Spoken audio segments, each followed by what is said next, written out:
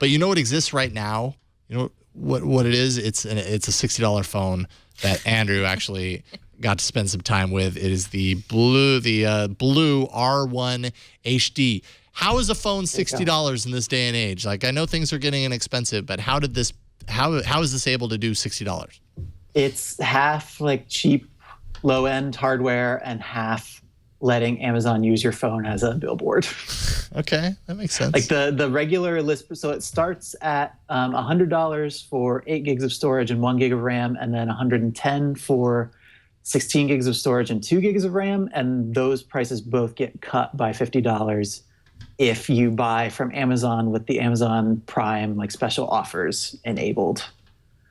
Which, you know, for the Moto G, that's a discount, but it's not huge. For these phones, like, you're literally cutting the price in half. So yeah, right. It's pretty tempting.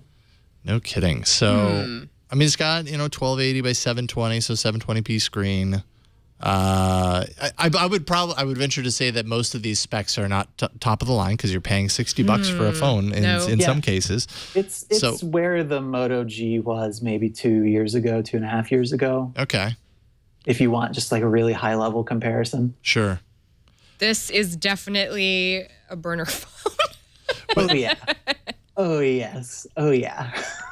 8, 16 gig storage options, micro SD, so you've got the expandable Only storage. Bluetooth 4.0. Oh, you mean it doesn't have 5.0 yet? It doesn't have 5.0. Micro USB headphones, of course, because now we have to note whether it has a headphone jack or not, because there is a world where phones exist without headphone jacks, which drives me crazy. Yeah. Let's not talk about it. I know. It's already boiling my blood. Who knows? 2 years from now, maybe we won't care. But right now, I care a lot. 8 megapixel rear-facing camera, 5 megapixel front-facing camera, LED flash, 2,500 milliamp hour battery. So, Andrew, there's a big question in the chat room right now. Can this phone play Pokemon Go? It can play Pokemon Go. Can it play it okay? I am actually really well versed in what this can and can't do vis-a-vis Pokemon Go. Go on. Performance is like okay. It's totally usable. The bigger problem is that the GPS is really flaky. And so your little guy or girl will just like run around aimlessly. It's just not as good at location tracking as a higher end phone would be. So yes, you can play it. Maybe it's preferable to play on something else. Yes, you can play it. Maybe you'll want to play it. Yeah. Maybe.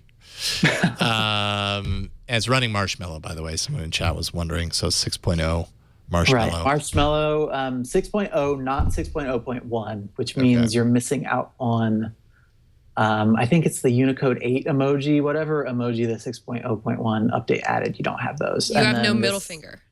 Right. Exactly. Which is too bad. But, and then it's like security patched up to June. Okay. And they say they're going to push more patches, but the thing costs $60, so like I'm not super optimistic about future updates, but who knows? I mean, at what point, what is the price barrier for, I don't actually care because it's so inexpensive, who cares? I got this phone for this amount of money. Like, is $60 the price cutoff where you're like, I really just don't care? Or should even $1 phones get security updates every single month? And have the company like motivated to update it, and we forgive them. That's hard because there's that $10 phone at Walmart that Andrew, I believe Ron had reviewed I think that's earlier this year from LG. It was like a $10 phone. I feel like that if you buy it from Walmart because you went on a trip and you left your phone at home. I actually know I have a colleague who did this. She left her phone at home and bought the $10 phone from Walmart. I wouldn't really care about that getting security updates, but like $60. You're getting a whole phone for $60. There's still like that's actually pretty incredible. I just think about people who really like who can't actually who really can't afford phones, and this is what they can afford. Yeah. And this is what they use as their daily driver, and they need it just like make phone calls and stuff. I also don't want them to have their information like stolen and stuff, So I think to a certain extent the ball is in Google's court there to make those updates easier to apply. Like if they had a more Windowsy model where they were just pushing out security updates themselves and then OEMs could do whatever they wanted on top of that, that fixes the problem for everyone. But they have not talked openly about the update situation in a while, I don't think. Not since the Android Update Alliance thing fell apart. Oh, but that was so embarrassing for Google. Even if people didn't even know it existed, and that's part of the problem is people just didn't even know it existed. But Right. yeah, there were a lot of expectations. I remember hearing about that at I/O and being so excited. I was like, man, this is what needs to happen, and then nothing, and total silence. So yeah, I don't know. I'm not saying that $60 is the cutoff for caring / not caring, but there is that constant question of, you know, for the manufacturers, they have a certain amount of resources, and there's a certain cost that goes into supporting devices long term with things like updates and fast updates and all this kind of stuff. On one hand, I feel like it's pertinent, like it's essential for them to protect their users, because that's kind of I think that's a promise that people expect when they buy something like this. But on the other hand, at what point is it cost prohibitive to do so, because the device is just so inexpensive to begin with that it doesn't make sense for them to continue doing that. You're the ones who gave us this operating system. Why are you making it like this? Yeah, Why are you making absolutely. it unsafe? Google needs to make changes for sure. You told us this is what we should be buying and using, so please make it safe. And also, there are people out there who really cannot afford $300 phones. Yeah. Okay. Yeah. I see them on BART all the time. All right. Have you seen the blue phone on BART? I have not seen BLU the R1 blue phone, HD. but I have seen like super cheap LG phones that you definitely get on a pay as you go plan. Sure. Yeah, and a lot of OEMs are still selling older models as, you know, cheaper or lower end phones, and yeah, companies aren't going to be supporting that stuff with security updates either. So yeah, those concerns aside, I think it's a really good burner phone, like you said, Flo. I think it's a really good like first smartphone, because there are people like my dad who still use flip phones. I think it's a good like loaner phone to use while your real phone's in the shop. But yeah, just like don't get married to it is all. Right. I really want to like accidentally leave my phone at home and see how I just fare with like a, you know, off the rack phone from Walmart or Target or whatever. That'd be a good experiment to do. Well, I mean, that's part of what experiment to do. I mean, that's part of what Dave Ruddock at Android Police did with this phone. I think it was this phone. Right? Yeah. He got this phone and basically dedicated himself to it for a month. But he said he liked it. And then there's always the question, I mean, even with the Nexus 6P, and we'll talk about it actually in an email in a little bit, even with the Nexus 6P, you as reviewers, it's an interesting position to be in when we are, you know, have a phone to review, and we spend even a month. A month might not necessarily be long enough to really know what the downside is on things.